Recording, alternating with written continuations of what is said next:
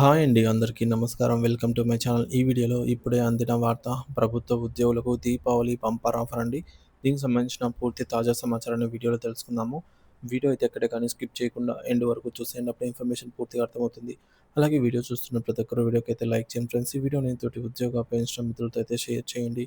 కొత్తగా మన ఛానల్‌ని చూస్తున్నవారు ఇంకా ఎవరైనా సబ్స్క్రైబ్ చేసుకోకుంటే వెంటనే మన ఛానల్‌ని సబ్స్క్రైబ్ చేసుకోండి. దీని ద్వారా నేను చేసే లేటెస్ట్ వీడియోస్ అన్నీ మీ వరకు రీచ్ అవుతాయి. ఇక ఆలస్యం చేయకుండా వివరాల్లోకైతే వెళ్ళిపోదాము. ఫ్రెండ్స్, ఇక విషయానికొచ్చినట్లయితే తమిళనాడు ప్రభుత్వ ఉద్యోగులకు దీపావళి కానుక అండి భారీ బోనస్ ప్రకటన సంచలన నిర్ణయం అయితే తీసుకోవడం జరిగింది. అసలు తమిళనాడులో ఏం జరిగింది? ఏపీలో ఏం జరగబోతుందని తెలుసుకుందాము. వీడియోని చివరిదాకా చూడండి. తమిళనాడు రాష్ట్ర ప్రభుత్వం ప్రభుత్వ ఉద్యోగులకు దీపావళి పండుగ సందర్భంగా శుభవార్తను ప్రకటించింది.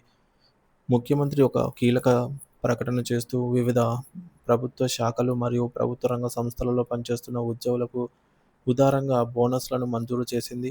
ఈ నిర్ణయం ఉద్యోగుల కుటుంబాలలో దీపావళి వెలుగులు నింపడమే కాకుండా వారి ఆర్థిక స్థిరత్వానికి కొంత తోడ్పాటును అందిస్తుంది. గ్రూప్ సి మరియు గ్రూప్ డి ఉద్యోగులకు 20% బోనస్. రాష్ట్రంలోని అన్ని ప్రభుత్వ రంగ సంస్థల్లో పబ్లిక్ సెక్టార్ అలాగే అండర్‌టేకింగ్స్‌లో పనిచేస్తున్న గ్రూప్ సి మరియు గ్రూప్ డి ఉద్యోగులకు 20% బోనస్‌ను ప్రభుత్వం ప్రకటించింది. ఈ నిర్ణయం రాష్ట్రంలోని అత్యధిక సంఖ్యలో ఉన్న ఉద్యోగులకు వర్తిస్తుంది. తద్వారా వారికి గణనీయమైన ఆర్థిక ప్రయోజనం అయితే చేకూరుతుంది. ఈ బోనస్ ప్రకారం అర్హులైన శాశ్వత కార్మికులకు కనీసం 8,400 నుంచి గరిష్టంగా 16,800 వరకు బోనస్ లభించనుంది. ఈ పరిమితులు ఉద్యోగుల వేతన స్కేల్స్ మరియు సర్వీసు వ్యవధిని బట్టి మార్చవచ్చు. ప్రత్యేక కేటగిరీ ఉద్యోగులకు బోనస్ వివరాలు: గృహ నిర్మాణం బోర్డు మరియు జలమండలి కార్మికులకు గృహ నిర్మాణం బోర్డు మరియు జలమండలిలో అంటే వాటర్ బోర్డులో పనిచేస్తున్నటువంటి కార్మికులకు 10% బోనస్ ప్రకటించబడింది. ఈ వర్గానికి చెందిన ఉద్యోగులకి కూడా దీపావళి పండుగను ఆనందంగా జరుపుకోవడానికి ఈ బోనస్ అనేది దోహదపడుతుంది.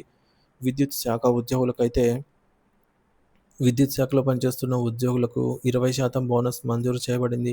నిరంతరం ప్రజలకు విద్యుత్ సరఫరా అందించడంలో కీలక పాత్ర పోషించే ఈ ఉద్యోగులకు ఈ బోనస్ వారి సేవలకు గుర్తింపుగా అయితే నిలుస్తుంది.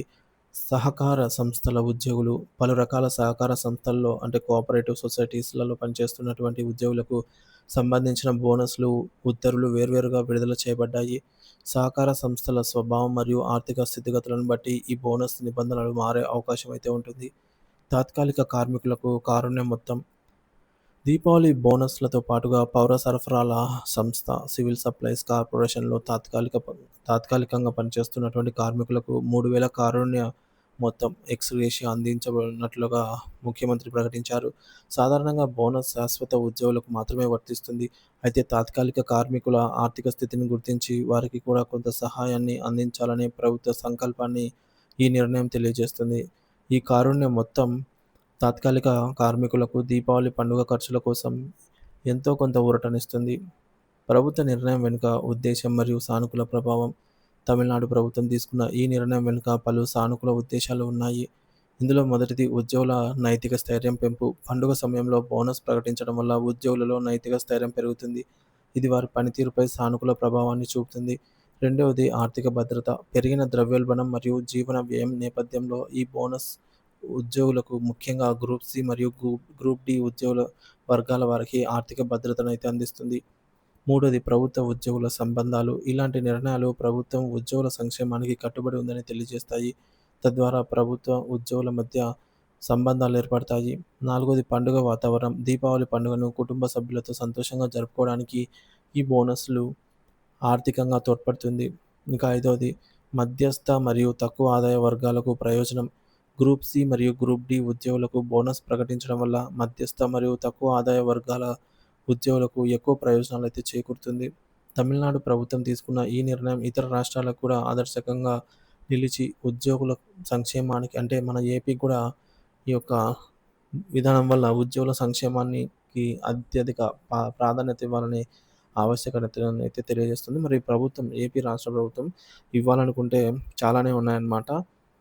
సో, బోనస్‌లు ఇవి ఇవ్వకపోయినా సరే, రావాల్సిన అమౌంట్ ఏదైతే ఉంటుందో పెండింగ్ బకాయిలయితేనేమి, డీఏలు అయితేనేమి, ఐఆర్ ప్రకటించడం అయితేనేమి, పీఆర్సీ కమిషన్ నియామకం అయితేనేమి, అలాగే ఎస్ఎల్స్, ఈఎల్స్, రిటైర్మెంట్ బెనిఫిట్స్ ఇవన్నీ కూడా చాలా ఇవ్వవలసిన బాధ్యతలు ఆర్థికంగా ఇవ్వాల్సిన బాధ్యతలు ప్రభుత్వం పైన చాలానే ఉన్నాయి. ఇందులో కనీసం ఒక డీఏనైనా ప్రకటించాలనైతే ఉద్యోగ పెన్షనర్స్ భావిస్తున్నారు. మరి ఈ పండుగ సందర్భంగా దేశవ్యాప్తంగా అత్యధిక పెద్ద పండుగైనటువంటి దసరా పండుగకి ప్రభుత్వం ఏమీ సానుకూల నిర్ణయం తీసుకోకపోవడం పట్ల ఉద్యోగ పెన్షనర్లు తీవ్ర ఆగ్రహంగా అయితే ఉన్నారు. వారి ఆగ్రహాగ్నిని చల్లార్చాలంటే ఖచ్చితంగా ఈ దీపావళికి ప్రభుత్వము ఖచ్చితంగా ఏదో ఒక శుభవార్త, సానుకూల నిర్ణయం తీసుకొనైతే తీరాల్సిన అవసరం ఎంతైనా ఉంది ఫ్రెండ్స్. మరి చూడాలి ప్రభుత్వం నుంచి ఎటువంటి నిర్ణయాలు వెలువడతాయనేది. ఎప్పటికప్పుడు అప్డేట్స్ అయితే అందిస్తున్నాను. మన ఛానెల్‌ని అయితే సబ్స్క్రైబ్ చేసుకోండి. ఫాలో అవుతూ ఉండండి. Thank you for watching this video.